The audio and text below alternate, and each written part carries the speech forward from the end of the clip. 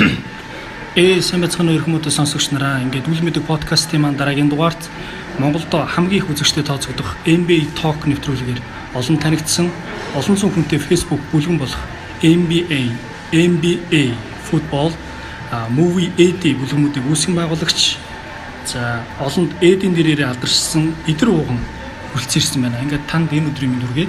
За чамд ч гэсэн мөн сонсож байгаа хүмүүстээ бүгдийн өдрийн мэндийг хүргэе. За та бас сонсогч нарт маань өөрийгөө товч танилцуулаач.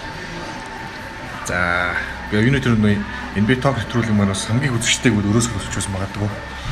Бас олон үзэгчтэй орнотын спортын төдүүд нөр дотроо тий. Англи дотроо бол магадгүй бас хамгийн удаан явж байгаа. Тэгээ бас хамгийн олон үзэгчтэй болсон байх гэж бодож байгаа. Миний хувьд бол спортын сэтгүүлч гэдэг мэргэжлийг ажил дээрээс олж авсан. Тэгээд маркетинг гаргаж сүрээ ажилладаг. Тэгээд бизнесийн удирдлагаар Америк нэгдсэн улсад бас сурч байсан. Тэгээд 10 жилээ би Монголд болохоор 93 дугаар сургуулийг 9 дугаар анги хүртлээ явчаа. Тэгээд дараа нь Австрали руу шилжиж Австрали улсад бас 10 жилээ төгссөн. Тэгээд 2005 онд дараад нь тэгээд Америкоос явсан. Тэгээд 2005 онд Монголд ирээд тэгээд одоо телевизийн салбартыг тасралтгүй 15 жил ажиллаж байна да. За ер нь яагаад одоо энэ спортын сэтгүүлч гэдэг мэргэжлэр ажиллах болов? Шалтгаан бол маш энгийн. Жоохондоо манай байрныхан тэр чигээрээ сагсан хүмүүс тоглодог, сагсан хүмүүс ярилцдаг. Яг тэр нөгөө зах зээлийн нийгэм рүү шилжиж байгаа үед бид өссөн. Тэгээд гэтээ тэр үед би NBA спортын сэтгүүлч юм тийм боломж юусоо боддог л байсан л та. Тэгээд хожим Монгол 2005 онд ирээд яг ямар ажил хийх вэ гэдэг дээр л ер нь хевсний үйлдвэрийн захирлын туслах болох уу эсвэл Eagle телевизийн Америк захирлын туслах болох уу гэдэг л хоёр сонголт л байсан л та. Тэгээд азар би телевизээ сонгосон. Тэгээд өмнө нь бас миний оронд нэг хүн автсан байсан. Тэгээд тэр хүн нэг 7 хоног ажил гарцсан. Тэгээд тэр хугацаанд би бас хевсний үйлдвэрлэл орчих гээд солонгос захирлын туслах болох ч гэсэн яг миний ганц эзэмсэн зүйл бол англи хэл байсан. Англи хэл одоо ашиглаж нэг ажил төрөл олондоо гэж бодож байсан л. Тэгэл Eagle телевиз рүү ороод захирлын туслахын ажлыг хийгээл телевизийн ажил ямар байдгийг бас захирлын туслах гэдэг чинь бүх юм доорхон байгаа юм шүү дээ тий. Бүх гарч байгаа шийдвэр бүх хүмүүсийн хооронд харилцаж өгнө ямар албан чөлөөнд яаж ажиллах гэдэг бүгдийг л ажигласан. Тэгээд ер нь бизнесийн удирдлага гэдэг нь би баг ажил дээр бас их сурсан гэх юм захирлаасаа. Тэгэл нэг өдөр спортын ялангуяа тэр Америкийн спортуудын NBA, хоккей, нөгөө бейсбол эдний нөгөө мэдээнийх нь нөгөө дүрс Eagle телевизд ирдэг байсан. Гэтэл тэр дүрсээрээс ашиглаж өгдөггүй зөвхөн мэдээ гаргадаг гэсэн үү. Ус төрийн мэдээ ч юм уу үйл явдлын мэдээ. Тэгэхээр нь би захиралтаа ягаад спортын мэдээ байж болохгүй гэдэг саналыг тавиад тэгээд спортын албаа үүсгэн байгуулах боломжтой болоод тэгээд тухайн үед манай Угнаа, Аха, Ирка за тэгээд сүүлд одоо халалт маань орж ирж Eagle-ийн анхны тавл Eagle телевизээр бүрдчихсэн да. Тэгээд 2006 онд NBA Talk нэвтрүүлгийг хийх бас бодол орж ирээд тэгээд хийсэн. Тэгээ одоо ингээд 13 дахь хүлээлттэй тасралтгүй явж байгаа юм төсөлтөө. За ер нь энэ мэргэжлэр ер нь ажиллахад одоо спортын сэтгүүлч гэсэн үг тийм сэтгүүл зүйн чиглэлээр ингээд ажиллахад тань ер нь ямар санагддаг вэ?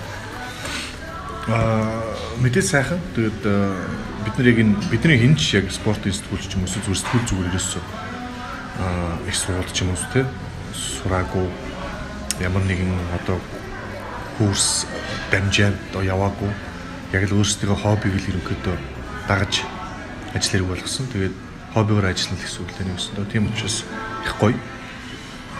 Хүмүүс их хатаархдаг. Хоббигаар ажиллах ямар байдаг вэ те. Би бас нөр юугаар TEDx гэдэг нэг спич тавьдаг, дэлгэл тавьдаг тэр дэлхийн бас айгу том форум бас Монголд болсон. Тэгэхдээ би нөгөө Дархан хотод очиж бас хэрхэн хоббигоо мэргэжлүүлэх вэ гэдэг сэдвээр бас бэлтгэл тавьж ирсэн. Тэгээд тэрийг сонсох юм бол бүр дийлэнгүй миний яг түүх байгаа л да. Тэгээд ер нь бол хоббиг ажиллах нь гэдэг л нэг бодол ямархан нөгөөдөгөр бас хоббигоо алтна гэсэн үг. Хобби гэдэг маань өөр ажил болчихлоор өөр шинэ хобби гарч ирэх хэрэгтэй болчихно. Тэгээд нэг тэр бол яатар тийм сум нөгөө сүртэй нөгөө асуудал биш л дээ. Яг Монголын хувьд бол спортын сэтгүүл зүй гэдэг анги танхим бол баг байдаггүй. Сэтгүүл зүйн агмууд бол байдаг мэдээж. Айгу олон сургуулиуд дээр байдаг бах. Тэгээд манай Батцаа бас нөгөө Тамирын дэд дээр спортын сэтгүүл зүйн гэж бас нэг хэсэг явуулж ирсэн. Тэгээд тэгтэн би оюутнууд дээр нь очиод бас ярьж ирсэн. Тэгээд одоо бол спортын сэтгүүлч болъё гэсэн хүсэлтэй залуучууд айгүй хөлдсөн байлээ. Бүгдээрээ тодорхой хэмжээнд өөрсдийнхөө нөгөө нэг фэйсбүүкээр ч юм уу те хуудас нэгээл спортын мэдээ бэлтгээл видео эвлүүлээл бас ингээл яваал байна л да. Тэгэхээр ер нь ирээдүйд бол айгүй олон спортын сэтгүүлчд бол гарч ирэх баг. Яг хоо цалин мөнгөний асуудал дээр бол угаасаа телевизийн салбар бол тийм өндөр цалинтай салбар биш. Тэгэхээр ер нь ч хоббигоо дагах дээр яаж энийгээ бизнест уух вэ гэдэг хамгийн том асуудал болох байх л та. Тэгэхээр одоо таны нэг төгссөн мэргэжлийн хувьд бол бизнес удирдлага гэсэн тийм хараахан төгсөөгүй зүгээр сурч байсан. Сурч байсан. Диплом авч амжилтгүй би Америкаас Монголд ирсэн. Тэгэхээр давхар бас нэг яг одоо өөрийнхөө хоббиг яаж бизнестэй уух вэ гэдэг юм яг бас давхар хийцэн гэсэн үг шүү дээ. Тэг яг тэр чинь би болохоор бид нар нөгөө босрос суглалс дээр байхад би ерөнхий продюсер байсан. Тэгээд спорт бокс гэдэг телевизийг үүсгэн байгуулах үүрэг аваад тэгээд спортын суугаа байгуулсан. Тэгээд тэрний хавс одоо нөгөө захирлаар ажиллахад бол миний тэр нөгөө бизнес удирдлагаар сурч исэн зүйлс за дээрээс нь тэр эгэл үзд Америк захирлын удирдлаганд ор яаж хүмүүстэй харьцах юм те захирлын дүү ямар байх ёстой юм гэдгийг бас давхар сурсан. За дээрээс нь одоо нөгөө нэг маркетингийн чиглэлээр буюу одоо хөрөнгө оруулалт олох, спонсор ивэд тэтгэлэг олох гэдгээр би ер нь бол маш олон жил явж байгаа. Тэгээ бас давхар энэ лүг бас орцсон. Нэгсэнд ажил дээр л бүх нэг туршлагаа өргөжлүүлээд явсаар ирсэн гэсэн үг л дээ. Одоо би нэг таны нэг нэвтрүүлгээс сонсч ирсэн тэр нэг MBA-ийг анх одоо нэг цацах эрхийг те өөрөө бүрийгээ хөөцөлдөж багаараа явж авч ирсэн гэдэг. Тэгээд яг нэг тэрийг ингээд хятадд очсон чинь болохоор Хонконгод нэг төвнөлдөг Хонконг руу очсон шүү дээ. Тэр буруу офс руу яваад орчихсон. Тэгсэн чинь нэг одоо магадгүй одоо нэг яг бол ингээд тэгж авлаа гэдэг ингээд нэг түүхэнд таны амнаас гарсан болохоос биш. Яг тийм ингээд процесс донд бас юу болсон бэ гэдэг талаар нэг их тэр мэдээлэл байдгүй байна гэж би ерөөдөө бас харсан л та. Тэгэхээр магадгүй жишээлбэл Хонконгд очиход та нарын ингээд хүлээж авах жоохон удсан асуудал байсан аа. Эсвэл ер нь яг тэнд яг юу болсон бэ? Яаж зүүн одоо дийл хийж те тэрийг наашаа Монгол гэдэг ороод ирмээ те. Тэр чи одоо 19 10 11 он 9 10 он хэвцээ юм уу да. Бид нэр эрхийг нь авъя гэдэг. Тэрнээс өмнө бид нар бас нөгөө Филиппиний NBA гэдэг нэг суугийг олж аваад хулгайгаар бас нэгэн тоглолт амжуулж ирсэн. Тэр үед бол нэл бас овоо эдэн телевиз хулгайгаар NBA-ийн тоглолтод гаргадаг байсан ер нь бол. Тэгээд Синэг телевиз чинь тэр үед Английн Премьер лиг оруулж ирсэн байсан. Тэгээд энэ дэлхийн нөгөө том лигүүд Монголд орж болд юм гэдэг анхны өгдөл үүсэж байна л да. Тэгээд Олимпийн бүх нөгөө том тэмцээнүүдийг бас манай Монголын хэлцүүд одоо явуулаад эхэлсэн байсан. 2008 оны Олимпик бол те бид нар улс даяар үзсэн шүү дээ. Тэгээ NBA гэдэг бол бас бидний хувьд их ойрхон. Тэгээд мөрөөдөл байсан зүйлээ хэрэгжүүлээл гээл явсан. Тэгээд шууд NBA-ийн офис хамгийн ойрхон хаана байна гэсэн чинь юунд байсан те нөгөө урд байсан те Бээжинд байсан л та. Тэгээ Бээжингийн офис руу очиод би шууд ороод болцсон. Цаг маг аваагүй. Тэгээ манай Монголыг хариуцсан хүн байна уу гэдгсэн Монгол эдгээс анхудаа л олдож байгаа хүн бий байж таарсан. Тэгвэл эд чинь дотор гайхчихж байгаа байхгүй. Тэгээ Хятадын офис нь болохоор зөвхөн Хятадаар хариуцдаг юм билээ. Монгол болохоор Хонконгд үүдэг офис нь Монгол улсыг одоо хариуцдаг. Тэгээд намайг юу руу яваа. Хонконг руу яваа. Ийм үнтэй уулзаа гэдэг. Тэгээ би шууд явсан тэр өдөртөө бараг шууд билет аваад цаашаа Хонконг руу явсан. Тэгээд Хонконг руу очиод уулзаад шууд л ороод бас юутаа Хятадтай адилхан цаг маг авалгүй ороод уулзсан. Тэгсэн тэгээд айгу эргээр хүлээж авсан. Тэгээд Монголын гүйцэд тэр чинь бас өөрсдөө бизнесийг бас дахиад нэг улс оронд нэмий гэдэг бас зорилго байгаа шүү дээ. Энэ би ч өөр айгу нөгөө глобалчлагдсан. Тухайн комиссар нөгөө Дэвид Стёрний одоо хамгийн чухал барьсан бодлого бол дэлхийн нийтийг баатсан тийм бизнес болё. Тэгээд лиг болё гэдэг бодлоготой байсан. Тэгээд тухайд одоо Монгол одоо 190-д тус болж исэн юм да. Яг альбис нэрхийг авсан. 200 ч юм уу. Одоо ч баг 230 ус байдаг баг шүү. Тэгээд уулзаад анхны хэлцээрээ хийгээд үнэн мөнийн судлаад тэгээд Монголыг мэдхгүй учраас нэлийн өндөр үнэл хэлнэ шүү дээ бид нарт бас ойролцоо усууд тэгээд жишээг авч яагаад. Тэгэл хэлцээр эхэлсэн. Хэлцээр бол бас нэлийн олон сар явагдсан.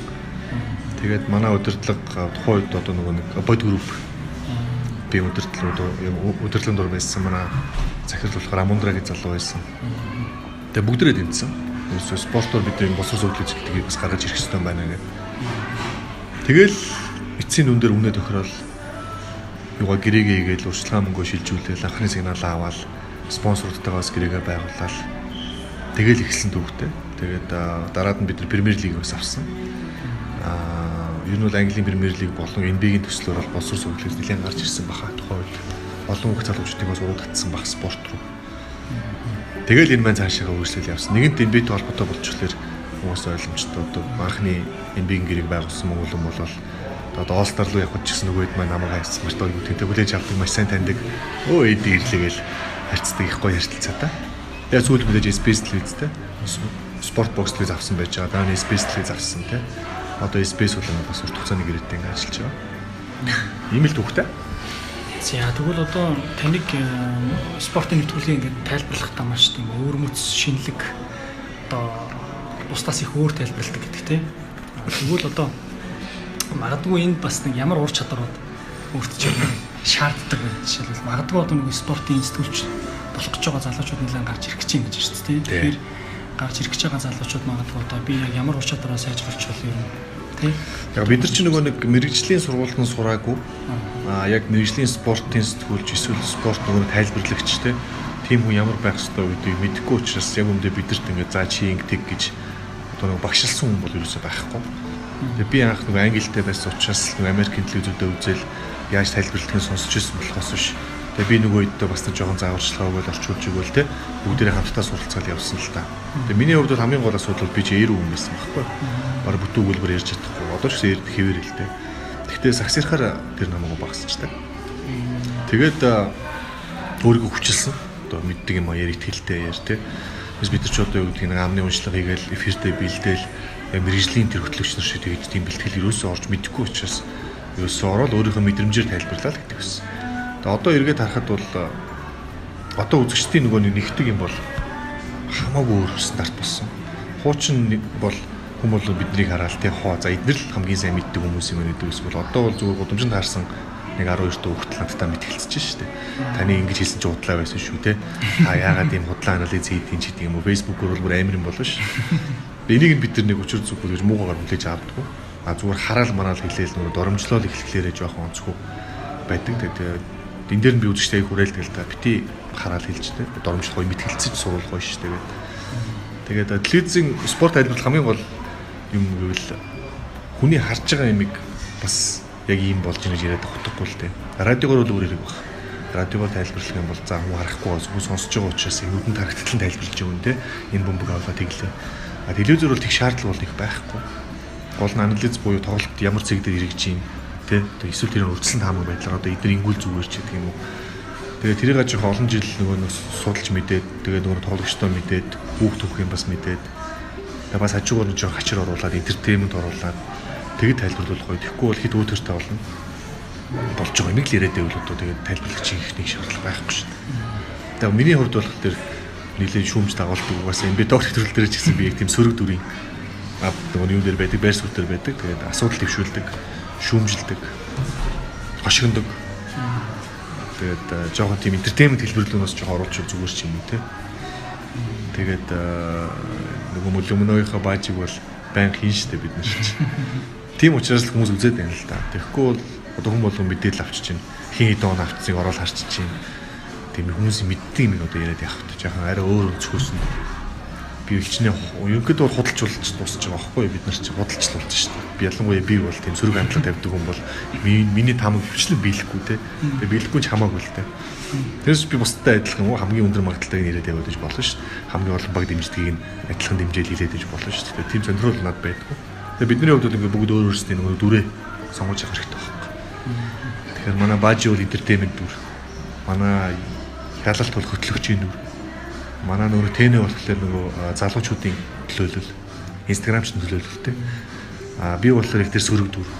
Манай баясаа бол арай нөгөө одоо нөгөө бодиттой нөгөө баримтууд дээр илүү нөгөө сүрэлж чаналыг заяадаг дүртэй. Тэгэнгүүт ч ингээ бид тавч ингээ өөрөөр зөвлөж байгаа. Тэгээ тиймэрхүү байдлаар л явж байна. Гэхдээ бүр цааш entertainment болох хэрэгтэй юм байна. Бүр илүү маазрах хэрэгтэй юм байна. тэгжээж контент мань өөрөө хөгждөг. Уусаа олон улсыг харахад ч гэсэн тийм байна. Зүгээр нэг яриад авахгүй болоор нь заавал гоё баримт хэлдэг те. Хоорондоос жоохон хувь ярьцал болдог ч гэдэг юм уу. Айгүй хэн байгаа юм билий. За ер нь тэгвэл одоо яг энэ чиглэлээр ингээд ажиллаж эхэлж явах үед те тулгардаг гэсэн түгээмэл энгийн алдаа гэж байдаг шүү дээ. За энийг би яагаад ингэ хийчихвэ. Тийм алдаа ер нь тань тулгарч ирсэн үү? Тулгарч ирсэн бол одоо ямар алдаа байсан бэ? Магадгүй олцож болох те. Тэгээд тэндээс юу суралцсан бэ? Хамгийн гол юм бол спортын сэтгүүлчдээр одоо спортын мэдээг үзэгчдэд одоо нэг орчуулж хүрэхтэй хөвчсөн орчуулгын мэдээнүүдийг хүргэх асуудал их гардаг гэсэн над дээр бол тэгээ англи хэлнээс монгол хэл рүү орчуулна гэдэг чинь өөрөө маш том асуудал. Монгол хэлийг нэгдүгээр сайн мэддэг байх хэрэгтэй. Бичиг үсгийн дүрм мэддэг юм байх хэрэгтэй. Агуулгыг нь яаж гаргах юм? Англи хэлийг яг өгчилж орчуулах асуудал их гардаг. Би түрүү дөнгөж Монголд ирчихсэн байсан. Монгол хэлээ бас тодорхой хэмжээтэй сайн бас мэдэхгүй нөгөө дүрмийн алдаа их гаргадаг байсан л та. Тэгээ одоо бол нийтлэл эдгээр янз бүрийн юм бичээд гадны материалыг аваад орчуулахад бол монголчуудынхаа хэллэгээр илүү оруулж өгдөг. Монгол агуулгыг илүү ойрхон болгож өгөхгүй бол яг Америк хэлийг үг бүрээр нь орчуулж ямар ч утгагүй болчихдог. Тэгээ би одоо тэр янз бүрийн спортын хуудас эдмэ хийж байгаа хүүхдүүд аюул олон байдаг. Бүгдээрээ манай тэр нөгөө нэг NB Talk-ууд эдий гэсэн группт хуудас холболцсон. Тэгээ би ямар ч нэгдүгüүрт бүгдээрээ хэрэл үсгэрээ бичиж англи үсгээр биш гэдэг хамгийн ихний дүрмийг би одоо нэг бас хэдэн жилийн өмнө хэрэгжүүлсэн. Одоо манай групп руу бол англи үсгээр одоо бичсэн текстүүдтэй ерөөс орохгүй. Хайлгилж бичсэн юмуд ерөөс орохгүй. Англи үсгээр бичих хэрчил нэг үгс ялт гараад ирж байгаа юм. Одоо бүгдээрээ ерөөсөө кирилл үсгээр бичдэг юмнуудыг оруулъя гэсэн. Бүгдээрээ бичиж эхэлсэн. Тэгтэл тэн дотор бас их шиг гэхээс ахуулаад амар ингийн ялтан хүмүүс зөндөө гаргадаг байхгүй. Тэгэл би одоо хүмүүсийг хэлээл амарсан. Үг яаж бичиж байгаа гэдэг словартаа тараа. Тэгээ үг чи яа гэдэг ямар их шиг чингээдэг яа гэдэг манай монгол хэлч өөр баларлаач сүлтэй бол. Тийм учраас тэн дээр л одоо гол асуудал гардаг. Ер нь бол тэрнээс биш спортын мэдлэгийн асуудал алга тий. Англи хэлтэй вэ ихэнх нь ойлгож чинь. Яг тэрийг орчуулад гоё монгол хэлгүйгээ буулгах дээр л жоохон харчих болсон. Бас зүгээр юм уу? Энэ дээр л бидний үуч хамгийн том асуудал гарч ирсэн. Одоо бол ер нь харьцангуй гайгүй болчихж байна. Гэтэ өдөр болгон л би энэ үг чинээр ингэж үчдэг үлээ. Шилдгээр гэж үччих чи одоо тэр бас алга болт юм байна шүү дээ. Шилдэггээр биш, шилдгээр гэж шууд явд юм байна ч тийм ингээд амар сонин өөрөө зүв гэж бодож ирсэн бол буруу гэдгийг мэдэж бас аваалгаа. Бас суралцаал яваад байгаа.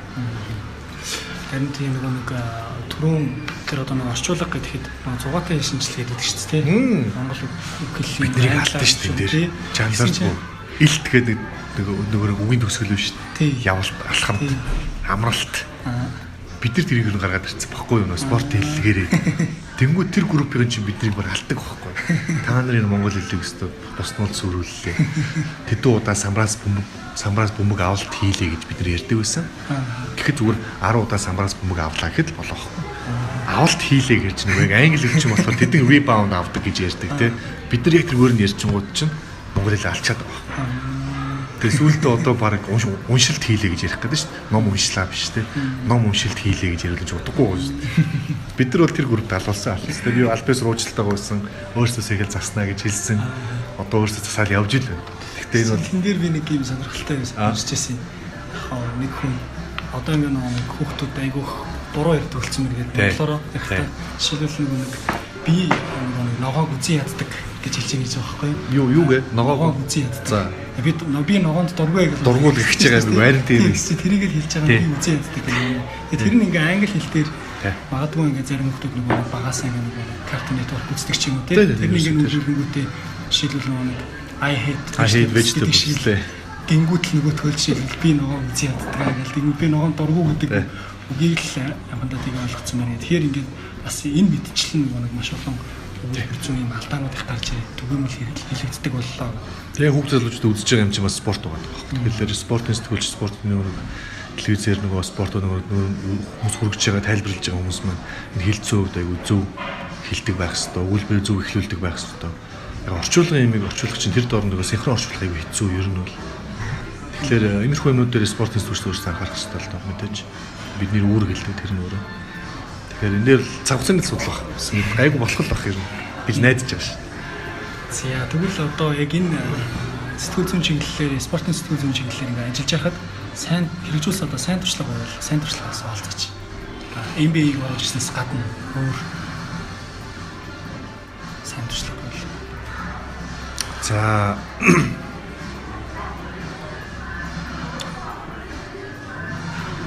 ер нь спортоор дамжуулаад хүүхд залуучууд тэгээд спорт руу уруу татсан л баг. Тэр бол одоо бидний Монголын нийгэмд орсон хамгийн одоо үнэтэй хувь нэмэр гэж ойлгох юм уу та.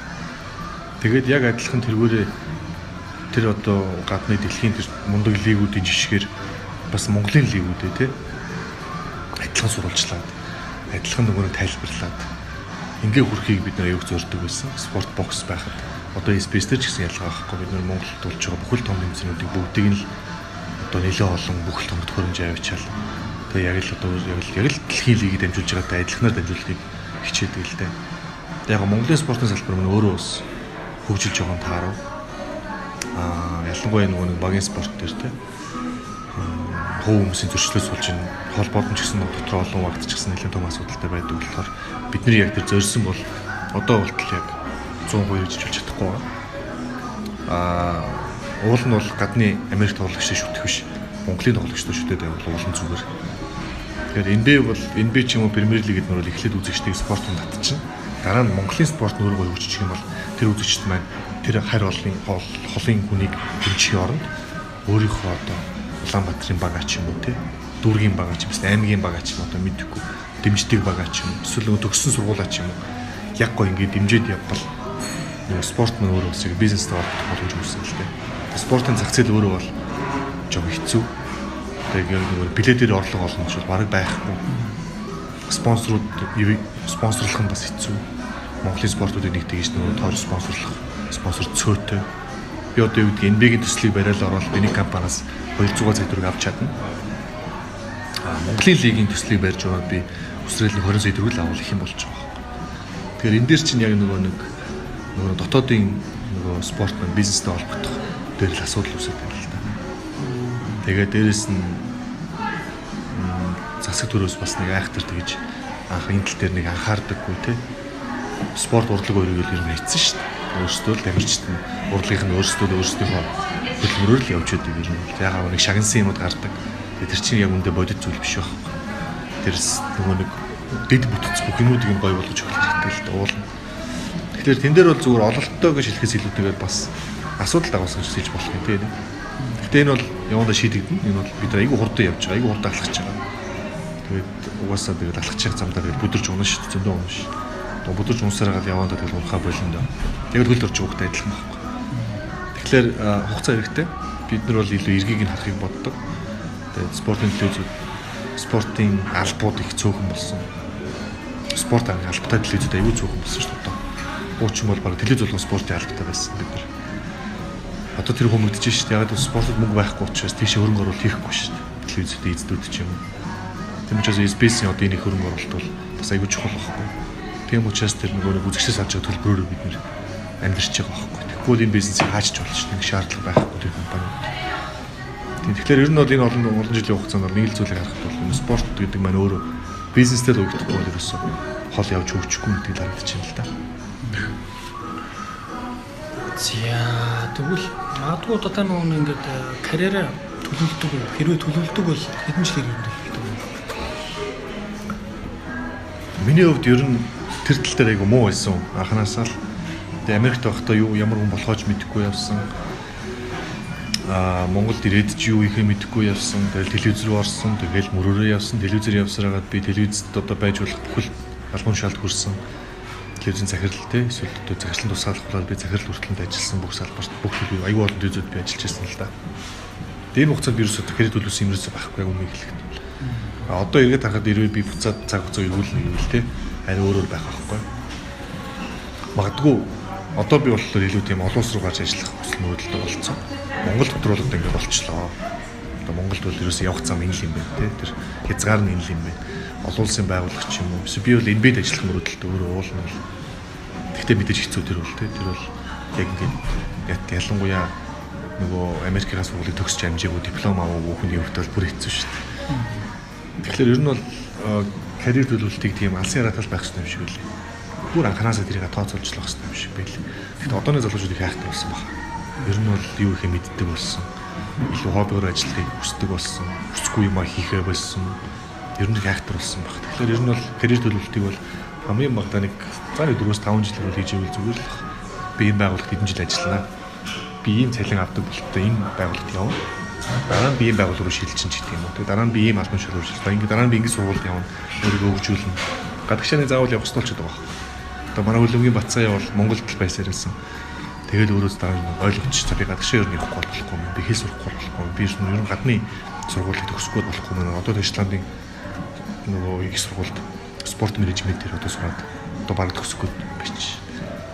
Тэгэхээр тийм боловсруучил манай спортын салбарт хэрэгтэй байна л да. Ерөөс зөвхөн спортоос төгөлж биш шүү дээ. Цаашаа айгүй бол юм байж болно.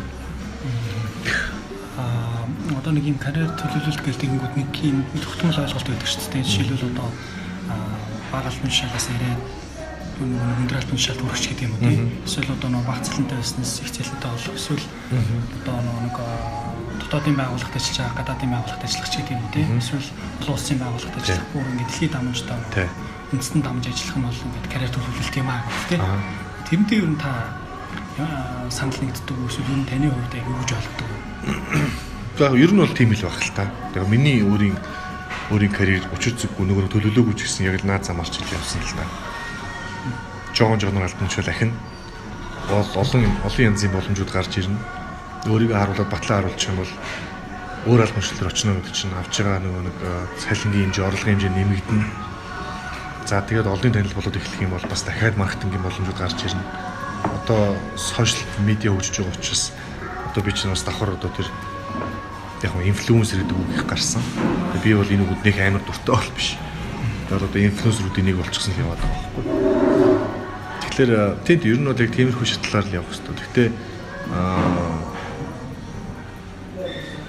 30 нас хүртлээр магадгүй тэгж явж байгаад ер нь бол хувийн бизнес руу орсон зүгээр санагдсан надад бол хүн өөрийнхөө төлөө ажиллах нь илүү амттай. Яг эрсдэл дагуулах ч гэсэн боломж байж болно. Одоо би бол хуваар ажиллаж байгаа. Энэ би ток нэвтрүүлгийг би хийж байгаа. Миний өөрийн нэвтрүүлэг кино ток нэвтрүүлэг миний өөрийн нэвтрүүлэг, футбол ток нэвтрүүлэг миний өөрийн нэвтрүүлэг. Энэ нэвтрүүлгүүдийг би спонсортой уяал би өөрийнхөө бизнесүүдээс спонсорудаас мөнгө аваад тэрүүрээ би хүмүүсээ цалинжуулаад илүү гарсан миний мөнгө болол явдаг ч юм уу те. Бүрэн боломжтой байгаа байхгүй тэгж яах. Тэр ер нь бол 30-аас 35 хүртэл магадгүй янз бүрийн ажил хийж үзээд өөрийгөө сорж байгаа хөрөнгөлөөсөн туршлага ашиглаад хувийн бизнесээ ер нь хийж явбал их зүгээр юм шиг байна. Тэгэхээр нөгөө нэг entrepreneurship гэдэг чинь одоо тэр шүү дээ тийм. Яаж нэг одоо $1 $2 болох уу? Хоёроо дахиад яаж $10 болох уу гэдэл бодох хэрэгтэй юм байна л дээ. Тэгэхээр тийм бүгдээрээ тийм болохгүй л тийм гэж дампуур эрсдлийг дагуулна шүү дээ. Яг хийж чаддаг юм бол хийгсэн зүйл баг л. Гэтэ нэг тийм амбицтай байх хэрэгтэй юм шиг л. Би бол айгүй хоцорч амбиц руу орсон байхгүй. Одоо нэг та маш олон одоо нэг ажлыг хийж исэн, маш олон телевизүүдэд ажиллаж исэн үстэй. Тэгэхээр магадгүй одоо нэг түрүүн одоогийн MB Talk те кино Talk нэвтрүүлгийн продюсер болтлоо. Явахд жишээлбэл ямар одоо нэг хүүхд түүхийг хөрөнгөлүүлваа те карьераа одоо хаанаас эхэлж юм, телевизээс эхлээд одоо энэ хүртэл явж байгаа. Тэрийгээ та бас уулзаач. За ер нь нэлээд шүү. Beagle Televizэд анх ороод гэдгээ хэлсэн. Дараад нь би үндэсний телевиз рүү Beagle Televиз болохоор би спортын албаны ахлах гэдэг үргэлжлэл явсан. Яг ер нь бол манай Eagle-ийн захирал бол намайг бас захирал болгох гээд бас бэлтжижсэн. Тэгвэл би нөгөө христийн шашинтай байх хэрэгтэй. Яг л христийн телевизсэн тохой үү. Тэгээ би чи өөрөө шашинлаг бус атеист мөн шүү. Тэгэх юм учраас тэр бол миний хувьд боломжгүй зам байсан. Тэгээд үндэсний телевизээс надад гадаад харилцааны албаны одоо нэг захирал болооч гэдэг санал ирж ирсэн. Тэгээ би 2008 оны үед 8 онд юм да. Бээжинг Олимпийн үеэр үндэслэлд орсон байсан. Гадаад харилцаагаар үзчихсэн. Янз бүрийн олон улсын хурал семинаруудад явна. Монголд бас хурал семинаруудыг зохион байгуулна. Бүх ажилчдыгаа бас тийм олон янзын сургалтанд хамруулна, гадагшаач явуулна, дотооддоо ч гэсэн гадаас багш авчаа сургуулна. Тинчээ би бол айгүй нөө зохион байгуулалтын ур чадварыг эзэмшиж авсан. Айгүй бол үнэтэй шүү дээ. Үндэслэл эзэн чинь 1000 гаруй үнэтэй шүү дээ. Тэгээ тэндээ бол би нөр төрийн байгууллага яаж ажиллахыг мэдэж авсан. Олон улсын компани, олон улсын байгууллагуудтай маш сайн харилцаануудыг тогтоосон. Монголын телевизүүдийн ерөн салбар бизнес талаас яаж ажилтгийг бас ойлгож авсан. За тэгээд дараад нь би нөгөө босор зөвлөлт рүү орсон. Босор зөвлөлт дээр би бол ерөнхий продюсер байж байгаа. Дараа нь нөгөө бокс network гэж байгуулагдаад спорт бокс, music box, movie box гэх аяг олон боксууд байсан шүү дээ. Одоо хүртэл байна. Энэ боксуудын би ерөнхий захирлаар ажилласан. Тэгэхэд бол би цэвэр нөгөө маркетингийн ажлыг ойлгож авсан. Мөнгө яаж олох ёстой юм бэ гэдгийг ойлгож авсан. За дараад нь би тэндээс гараад шинэ дэлхийн телевизэд бас юу лээ? Шинэ дэлхийн телевизэд чинь би бизнесийн үеж тариуцсан захирал болсон. Тэнд бол удаагүй Омтой хоёр танд ажилласан удирдлагад орно. Тэгээд тэнд байхдаа би бол харин солонгосын телевизэд очиж бид нэр бас нэлээд олон хоног сургалтын сууж тэр одоо нэг савнгийн дөрүүд те соп операнер яаж бүтээгдгийг өснөдөрөө харсан. Тэгээд тэнд бол уусаа удаагүй учраас бас тэндээс авсан туршлага бол нэг байхгүй. Тэгээ би NTV телевизэд хамтарч ажилласан дэлхийн аваргаар. Ер нь тэгэл би хуурай шилжсэнтэй. Ер нь тэгэл хуурай янз бүрийн юм хийгэж бодвол явсан. Тэгээ яг тэр үед чинь манай NBT нэвтрүүлэг чинь гарахаа болцсон үе ихгүй.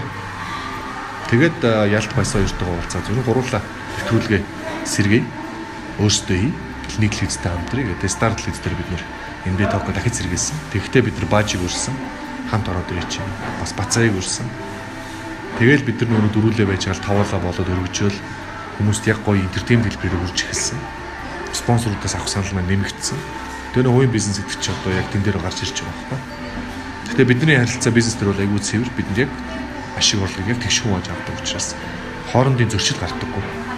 Ихэнх юмнууд жоохон байж байгаа дампуурд юм уу гэхээр мөнгөн дээр үл чирүүл гардаг. Хоорондоо муудалцдаг. Тэгэхээр бидний хувьд тийм гараагүй учраас одоо хүртэл яваал гах. Хоорондын харилцааг эрүүл мөнгө төргөн дээр асуудал гаргахгүй хэлсэндээ байдаг. Яг хийснээрээ авдаг тий. Төгссөн юмуд нь бүгд байж байгаа учраас. Кино ток бол яг NB токийн дагуу явсан.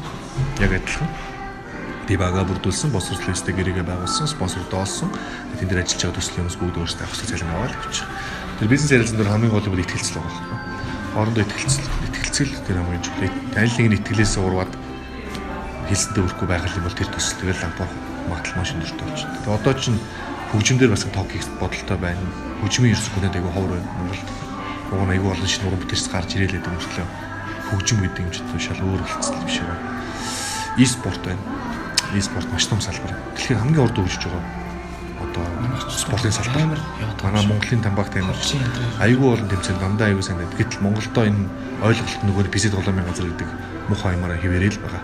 Дөнгөс сайхан чи боо юм болж бод бисад голом газруудыг нээлэн шүү дээ нэг юм. Тэгээ энэ бас өөрөө нийгмийг бас өөрчилж болох. За хөлбөмбөгийн хувьд бол манай футбол токийн хувьд бол спонсор хөдөлж байгаа асуудалтай. Ягаад гэвэл нөгөө сошиал дээр тавигдаж болдоггүй. Хөлбөмбөгийн тэр дүрсүүд чинь сошиал хориотой байдаг. NBA уран сайны кинод бол арай гайгүй байгаа байхгүй. Тийм учраас хөлбөмбөг манайг бизнесийн хувьд бол жоохон тийм ямар нэгэн ашиг нь байхгүй. Өөрийнхөө бор зүрхээр яваад байгаа. Дээрээс нь Бацаан манаас гадагш явцсан учраас одоо Бацаа иргэд ирэх юм бол бас бид нар хөлбөмбөгийнхөө токийг илүү хөгжүүлэх явдаг ч юм. Тэр ингээд бүхэл токуудыг л би ингээд нэг нэгээр нь базаалал ингээл нэг тийм нэг франчайз маягийн болох гэдэг үзээд байгаа байхгүй. Тэгээд дараад нь одоо нэг бизнес ток гэдэг төсөл хүртэл ярьж ирсэн тий. Сонгуул ток гэж бизнес сонгуулийн үеэр хийсэн. Ингээд айгүй олон зэн ток байж болж байгаа байхгүй юусэн. Хүүхдүүдийн бас нэг ток гэж болж байна. Хүүхдүүд сайхан суугаал шин тоглоом задлаа. Хоорондоо аав ээжигээ яриад тий. Ховж яриад. Эсвэл хүүхнүүд зунгатаа телевизийн цувралуудыг яриад. Тэгээс солонгос драмуудыг яриад. Бүр алах байхгүй юу? Айгүй бол гоё токуудын санал байгаа. Гэхдээ энэ бүгд рүү хамгийн гол орохын тулд төлөвлөгөө сайн байх хэрэгтэй. Халтуурдаж хийж болохгүй. Халтууртгал юм бол өстой хэрэг байхгүй. Худлаа мөнгөний төлөө явж болохгүй. Гоё ингээд контент нь сайн байх юм бол мөнгө араас угаасаа дагна шүү дээ. Манайхан энийг алддаг юм шууд мөнгөрүүд яриад байдаг байхгүй. Ерөөсөө их мөнгөрүүд арих гэдэг. Тэгсэн мөртлөө тэр контент анхаарч чаддгүй ч. Тэгэхээр ийм л одоо нөгөө дараалал явлаа да. Зя. Энэ нэг юу яжсэн Олимпийн алдар медаль хүртсэн гэдэг нэг мэдээлэл гарсан байсан аахгүй юу? Тэн дээр таныг явж ингэж харсан зүг байна. За одон медальчд одоо мэдгүй тийм бах уу? Айгүй олон янзын медалуудыг бид ялж бидээс тэгэл өгөөл өгдөн шүү дээ. Зарим нь 4-5 хүн нэр бүхий хүмүүс яг авсан байсан аахгүй юу? Тий. Яг нэг медальны доор ингээд яг нэг мэдээлэлнээс болохоор би За ямарсан байгаа юм чинь гэж таа. Тийм битгүй одоо байгаа ах уу би энийгээ сайн мэддгүй би өөрөө очиж авахасаа ч явах ичдэг юм. Ер нь одоо медалд айгу дургу би ер нь манай хэд бүгдээрээ дургу. Одоо тэгээ соёлын тэргүүний ажилтан тий янз бүрийн юмнууд бас ингээд авах мах юмуд айгу их яригддаг. Тэгэл бид нар өөрсдөө бол тэгэл хатгалцдаг байхгүй. Манай баажил ганцаараа соёлын тэргүүний ажилтан байж гэх шиг. Бид нар болчих юм бол тэгээ алуулан заатгацсан чинь. Соёлын тэргүүн авсан хүмүүс ч бас ирэмтэй мэлээ дотроо. Тэгээ манай нөгөө NB Talk-ийн хайруулагч Төлгөөнгээ залуу маань соёлын тэргүүний ажилд авсан. Телевизд олон жил ажилласан. Тэгэл соёлын тэргүүн авсныхаа дараа баажи бол ерөөсөд дандаа дарамтлсан шүү дээ. Тэгэхээр ер нь тийм соёлын тэргүүн тийм ерөөс авах хүсдэг юм. Магадгүй хөшөрсөн байна тийм. Хийх юм хийцэн хойно төвд гарсан хойно хүнийг үнэлээд бас өгж болох юм. Тийм үед бол бас авч болох юм. Бас дөнгөжтэй 30 гараал тийм аваад ирэх хэрэг чинь бид нар өөрсдөө тийм амар шүүмжлэлтэй хүмүүс байхгүй. Одоо Eagle Leads байсан нь бидний нөгөө нэг юм байна л да. Eagle Leads ч яагаад сэтгэл зүгөөд хараад бос байсан. Асуудлыг айгу эрүүлэр шүүмжилдэг байсан. Тийм л үз. Тэр нь ч гэсэн бидэрт бас нэг тийм хигжүүнсээ суулгацсан юм шиг байгаа юм. Гэтэ яг хөө тийм янз бүрийн шагналууд бол байгаа. Зя таныг өдөр шөнө одоо хамаарахгүйгээр MB-ийн талаар сонирхолтой мэдээллийг оруулдгаа гэдэг дуртацсан байхгүй юу. Тэгээд дагагч нарын тогч ингээ харахаар 70 хэдэн мянга дагагчтай явдал шүү дээ. Одоо 103 болж байна баг. Тийм. Тэгэхээр одоо нэг хатуу те энэ чиглэлээр яаж одоо би спортын сэтгүүл зүүн чиглэлээр сураад ажиллах байж гэдэг юм уу те. Эсвэл энэ чиглэлээр ер нь ирээдүйд ингээд бас ажиллая. Яаж олон дагагчтай болох вэ гэж. Тэгвэл одоо жишээлбэл та юу зөвлөх вэ? Та нар нэг иймэрхүү юм аа бас те бодож авахгүй бол одоо жишээлбэл ингээд дан ганц одоо нэг юм оруулаад нэг түн шүү те. Яг ер нь бол нийгэмд ялангуяа тэр ажиллаж байгаа салбартаа л өөрийнхөө нөгөө дүр төрхийг л тодорхойлж олох ёстой юм лээ л дээ. Чи яг ямар дүртэй байх гэдэг юм, бусдад адилхан байх гэдэг юм, бусдад өөр байх гэдэг юм. Бидний хувьд бол бид нар анхдагчтай нэг байсан тий. Яг биднээс өмнө бол одод телевиз байсан тий. Нөгөө хин ах нөгөө камера ах эдгээр чинь ах үнсэл телевизээр NBA-ийн тоглолтуудыг гаргаж ирсэн. Бид нар бол бүр анхдагч хүмүүс.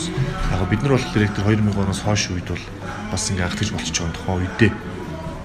Тийм учраас бидний хувьд бол тийм өрсөлдөгч баг болсон.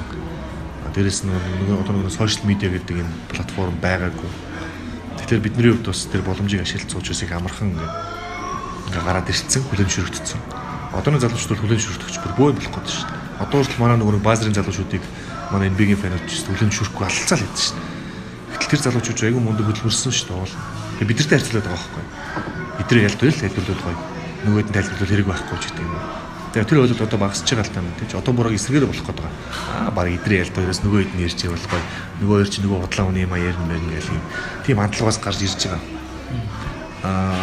Өөрийнхөө нөгөө дүр төрхийг тодорхойлж яг ямар хүн байх гэдэг, ямар өнцгөөс бичих гэдэг, шүүмжлэж бичдэг болох гэдэг юм уу? Эсвэл зөвхөн нөгөө баримт фактыг тулгуурласан мэдээний тал оруулмаар байгаа юм уу? Эсвэл өөрөө судалгаа хийж байгаа тэр судалгаагаа баяжуулдаг тийм мундаг тийм нийтлэж болмоор байгаа юм уу?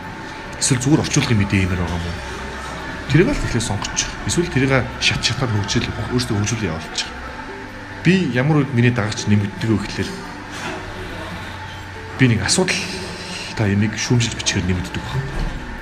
Нэг муухай асуудал дэвшүүлээд би тэрийг их дугаас хороо үгээр одоо yan шүү дээ. Хороо үгээр би шүүмжлэн ш. Тэгэхээр миний дагагч нэмэгддэг.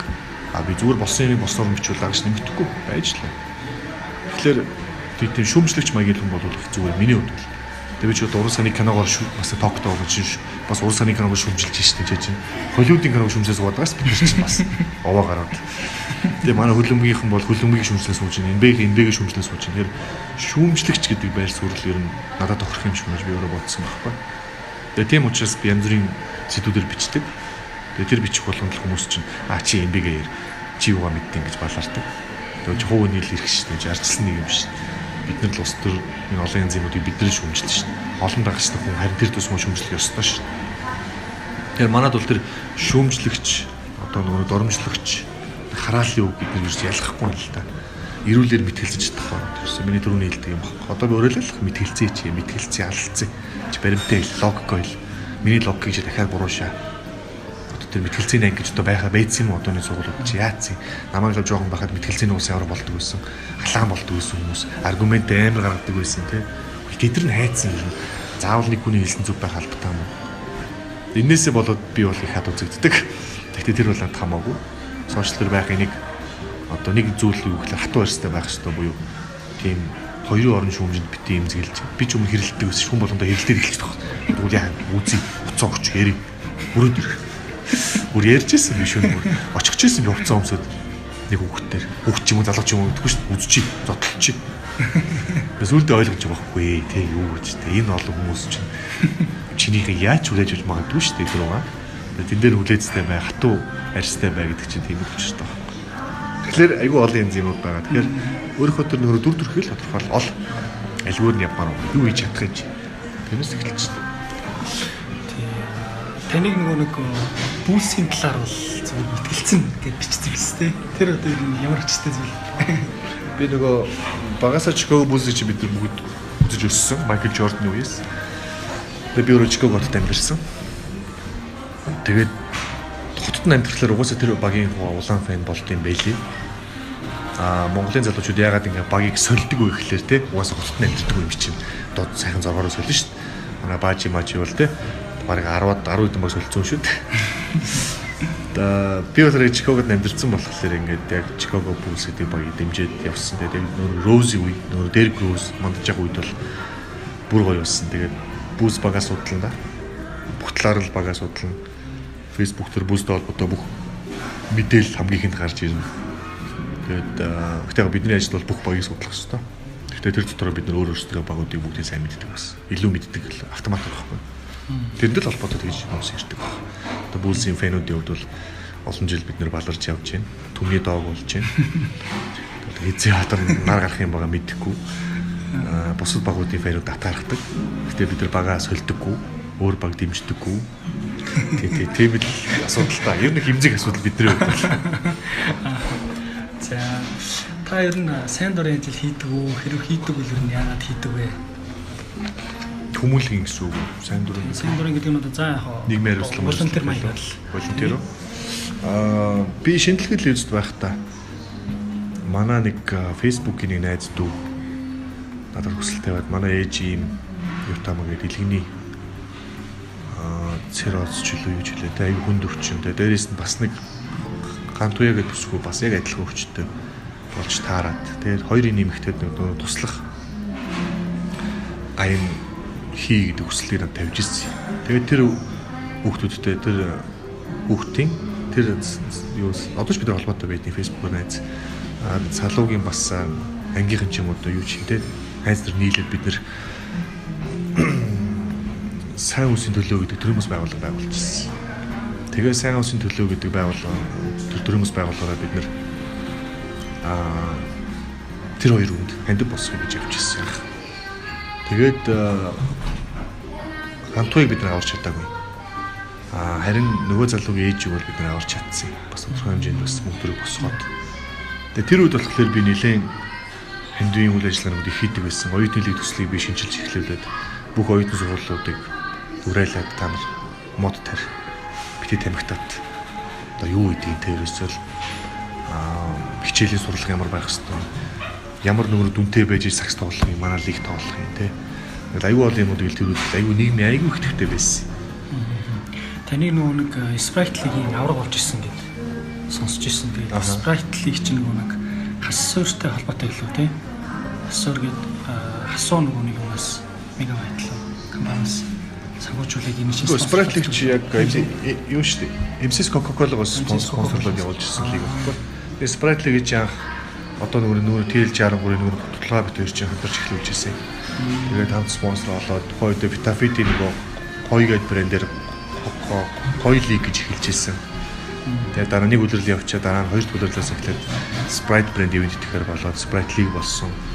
Sprite лигтээ би бол олон жил тоглосон. Тэгээд нэг удаа авраг авсан. Нэг удаа шилтийг хамгаалагч болсон. Миний магадгүй сагсан бүгд гаргасан хамгийн том оюутлол яг тэр 13 14 он юм. Sprite лигийн авраг болсон. 99-ийн хаяг газрын багаар бид нар авраг болсон мөчлөө байдсан шүү дээ.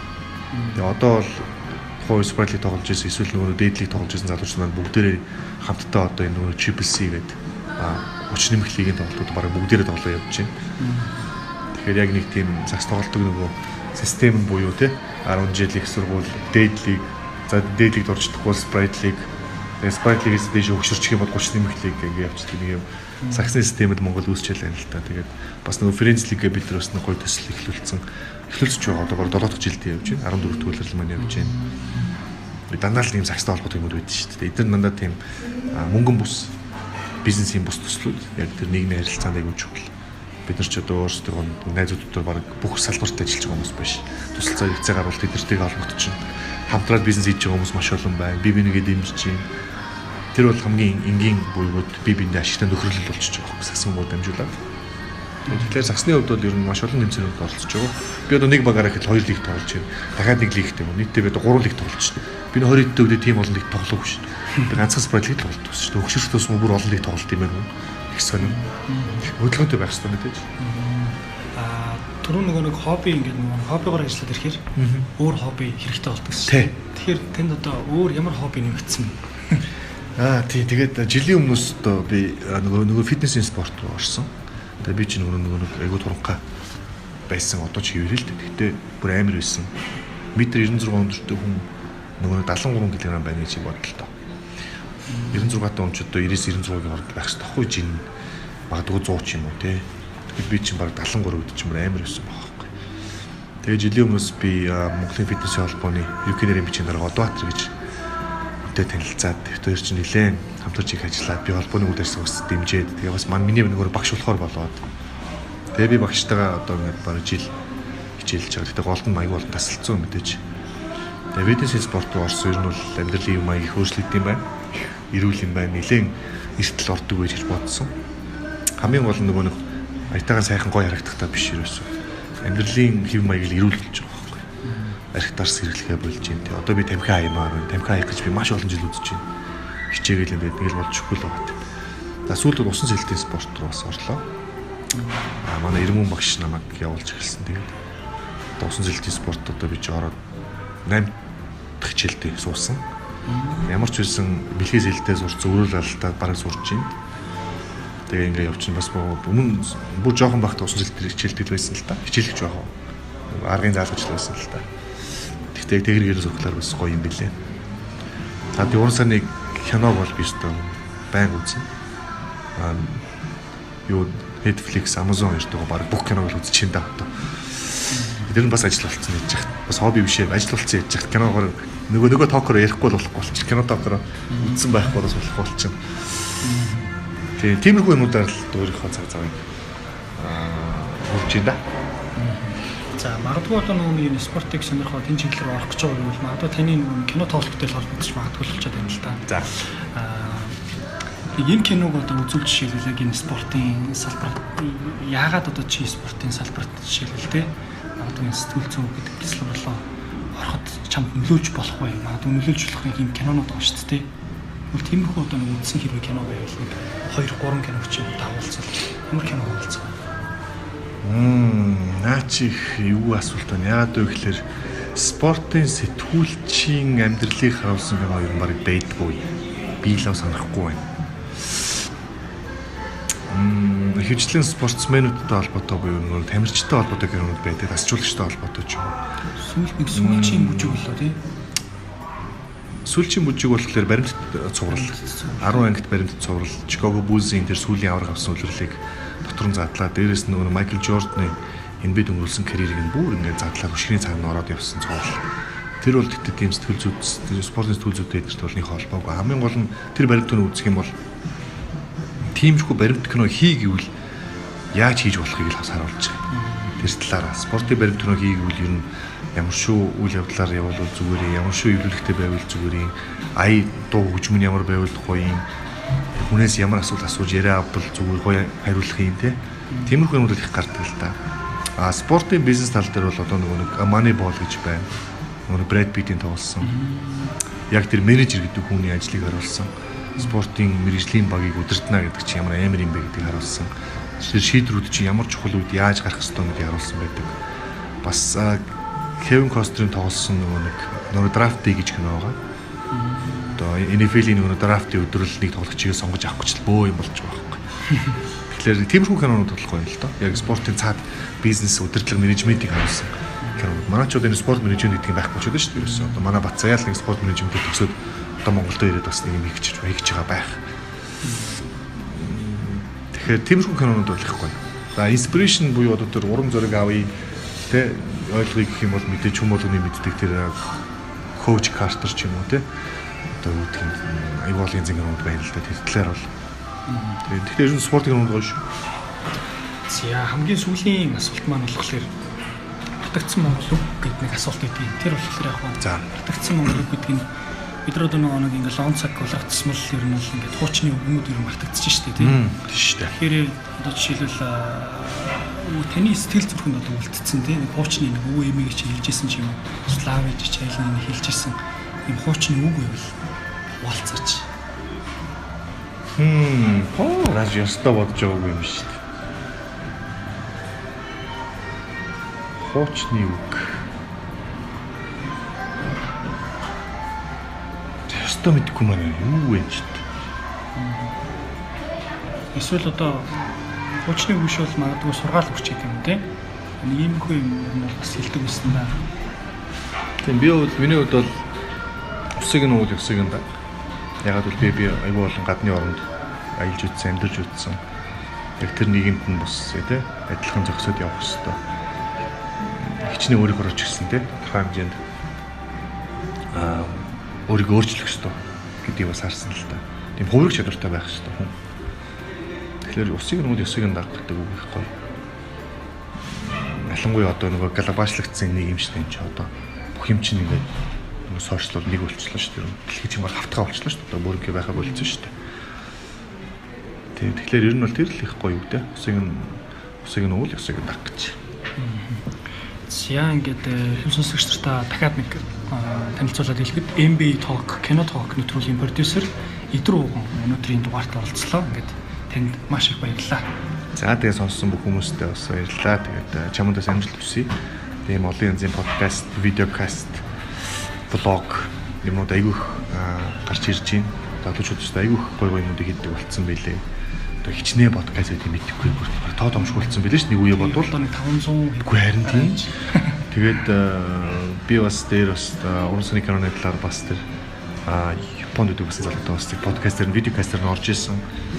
Тэгээд би бас тэдэрт хэлчихсэн байна. Битээ зогсоогоор бол таадын хоббиороо хийж байгаа ажил. Гэхдээ энийг ингээд гоо чанартай болгоод хөгжүүлээд бүр ингээд үндэслэхгүй ингээд тийм болгоод ингээд явах юм бол бүх юм бизнестэй үйлдэж болох юм билий. Манай энэ биток ч одоо 10 төлөвлөл хүртэл мөнгөгүй явлаа шүү дээ. 10 төлөвлөлөөс л эхэлж 10 жилийн дараа бид нэр спонсортой болж бизнес төсөл болгосон. Тэгэхээр битээ шантраараа юмудаа гоё хийгээд явах хэрэгтэй. Бүр гоё баяжуулах хэрэгтэй. Тэгээ тиймэрхүү зүйлсүүдийг сонсож байгаа хүмүүс ч гэсэн бүгдээрээ тийм хийж бодож л байгаа. Тэгэхээр өөрсдөө тэр нэг өнгө айсыг олоод онцгойрох дүрээ олоод тэргээрээ гоё дагнаад явчихвал ерөөсөө энэ сошиал медиа гэдэг юм чи одоо бүх юм бизнестэй үеж аюу гоё болж өгч шээ. Тэгэхээр чамд ч гэсэн амжилт хүсье. За баярлалаа. За